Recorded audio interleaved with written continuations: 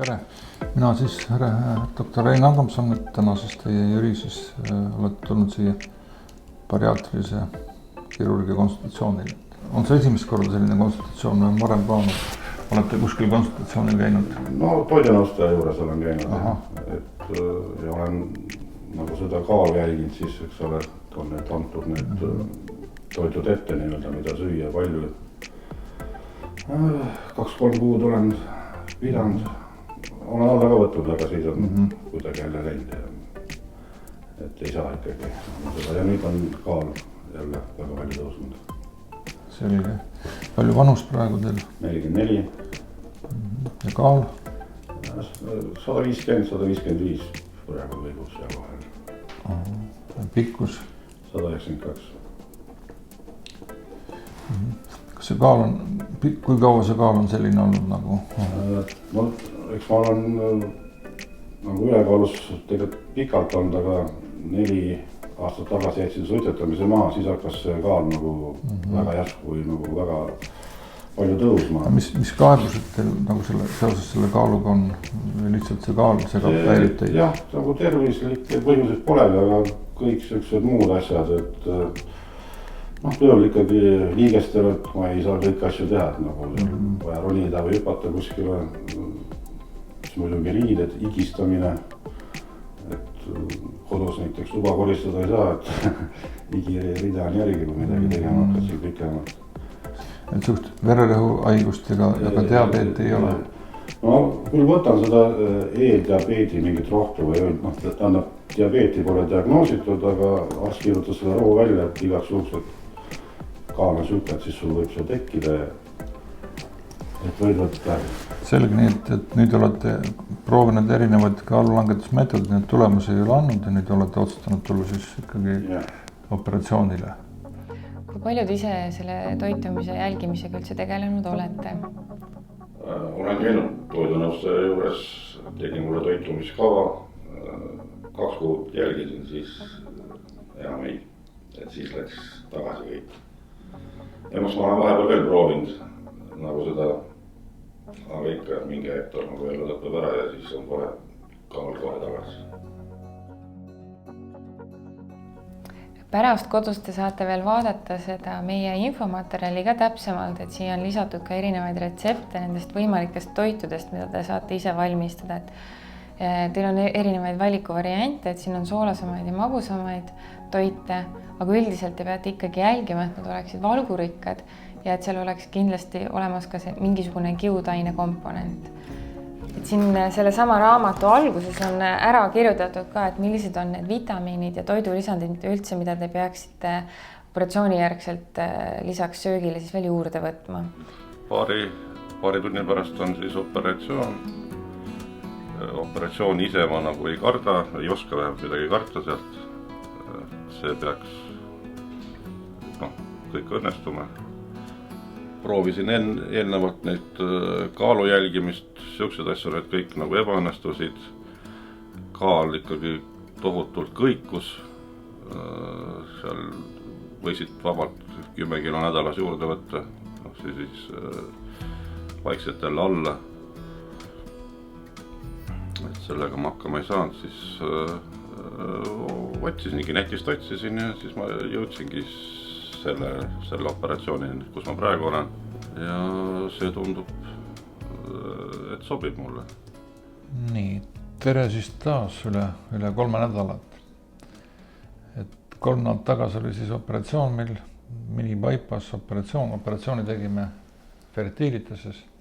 Kõigepealt küsiksin, kuidas on muljed ja mälestused operatsioonist ja sellega seonduvast, mis seal fertiilituses toimus? Ei, kõik oli väga hea. Ei olnud mingit probleeme? Mingit probleeme ja kõik oli okei. Kõik personaliga, kõik sujus ja kõik.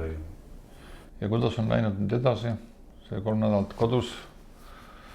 No esimene nädal oli, et natuke valus oli süüa ja juua, aga nüüd on see kõik ära kadunud. Kindlasti organism ei ole harjunud ka selle uue eluga nagu, et ajus on see kõik säilinud, see endine söömismentaliteet ja selline suured kogused, et sellest on raske nagu loobuda esialgu, organismi taha sellest loobuda, aga pikemalt see kindlasti hakkab toimima. aga kõht on nagu kogu aeg täis, et niisugust tühjakõhu tunnet ei ole. Et kas või jood paar lonksu vett ja kohe on niisugune, et nagu väga hea. Ja kuidas selle kaaluga on nüüd, palju kaalu on läinud selle 3 nädala jooksul? 15 kilo. 15 kilo, jah. No see on väga hea tulemus. Hästi, siis on tore, hea kuulda, et kõik läheb hästi ja mingit suuri probleeme ei ole olnud. Nüüd on plaanis meil siis selle järgmine konsultatsioon siis 3 kuu pärast. Loodame, et kõik sujub kenasti ja siis vaatame jälle, kuidas on läinud ja kas on tekkinud mingid probleeme või? Siis tuleb see vereanalüüs ka vist teha. Tere! Mina olen Kristi Kalvik, kliiniline psühholoog ja täna keskendume rohkem emotsionaalsele seisundile. Kuna ma kohtun teiega esmakordselt, siis palun kirjeldage oma enesetunnet. Kuidas tunnete ennast just operatsiooni järgselt? Kõik on korras, et väga hästi tunnen ennast. Pole midagi.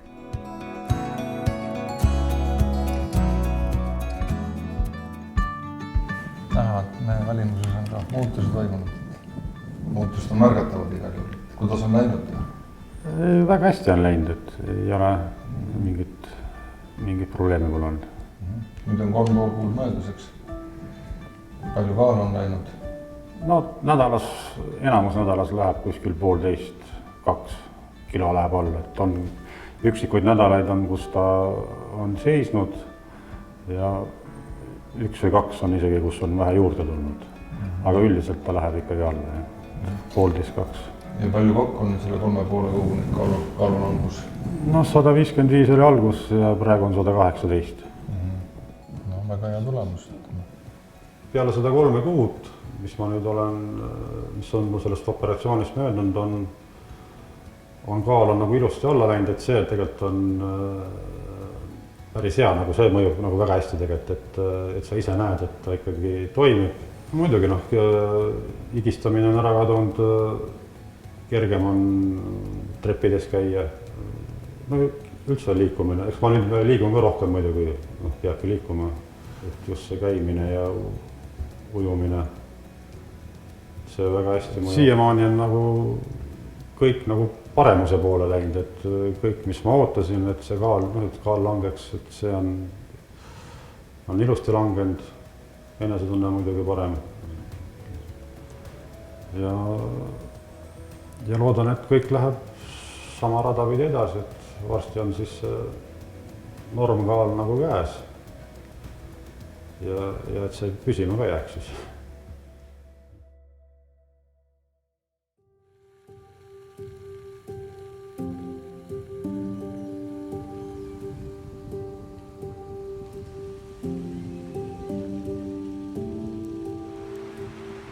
Jah, varsti saab 8 kuud täis, et 50 kilo on nagu siis tipust alla läinud.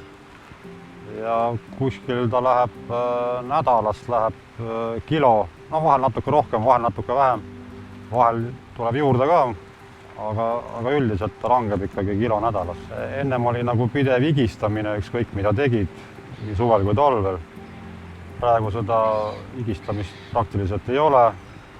Jõuad nagu rohkem, energiat on rohkem. Ennem nagu põhimõtteliselt istusid toas, vaatasid telekat, nüüd nagu tahaks midagi ikkagi teha ja kuskil käia. Ei ole sellist väsimust või raskust või ma ei või seda öelda täpselt. Riided olid mul 4X-i ja praegu 2XL nagu lähevad. Püksirihmad, mul on praegu üks vana püksirihm, mis on 1,5 tiiru ümber kere. Et no eks tuleb kõik uued osta. Mis on nagu muutunud, on just see, et ma katsun nagu võimalikult palju liikuda. Et kui on valida kas lift või trepp, et siis ma ikkagi lähen trepist randa. Mul on 3 kilomeetrit randa sõita autoga. No nüüd ma käin nagu jala, et ma ei hakka autoga minemagi üldse. Eks ma lugesin enne ka need foorumid ja grupid läbi kõik, mis nad selle kohta nagu saada on netist, et ega seal väga nagu hirmu ei olnud. No võib-olla siuke asi, et kui seal ikkagi sul on nagu see söök sisse ei mahu, et kuidas siis ütleme need grilliõhtud või lähed reisile või kruiisile näiteks, seal on ikkagi põhiline on ju see söömine siis ka, et seal on need Rootsi lauad ja isegi kas meie spaad pakuvad ka ju, et see söömine ongi seal põhiline, eks ole, et võib-olla kartsin siis seda, et mul pole midagi teha seal või et ma ei saa kuidagi seal grilliõhtul nagu ei oska kuidagi olla, aga saab väga ilusti, et saad oma söögid söödud ja oma joogid joodud ja ei tunne nagu, et sul midagi puudu jääb või noh, et sul nagu ei ole seal hea olla nüüd, et ikkagi on väga hea olla, lihtsalt sa ei söö nagu nii palju, et sa sööd seal mõne ampsu, jood mõne lonksu ja kõik on nagu väga hästi, et seal... No see on ikka tavaline, et kui näevad, et küsivad, mis juhtus, et ikka kõigil on jah, no ikka mingi üllatus ja siis ma ikka olen seletanud, et tegin opi ja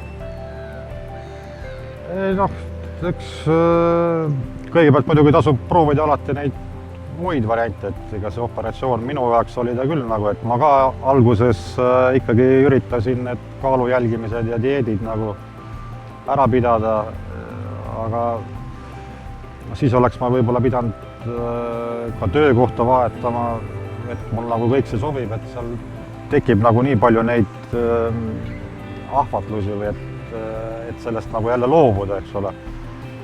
Et mõtlesin, et üritan, et siis kui ei saa, et siis ma ikkagi lähen selle opi peale ja nüüd, kui ma selle opi ära tegin, noh siis ma tegelikult mõtlen, et oleks võinud nagu varem minna. Et põhimõtteliselt ma kaotasin siis, no mis ma nüüd kaotasin, aga no paar aastat nagu mul see kaal käis niimoodi üles-alla, et ikkagi niisugust, mis nagu või millega nagu rahul oleks olnud, niisugust kaalu ma isegi kätte nagu ei saanud, et ennem juba jõudis jälle tõusta. Et kui see kaal ikkagi väga mängib, et siis soovitan teha küll seda oppi.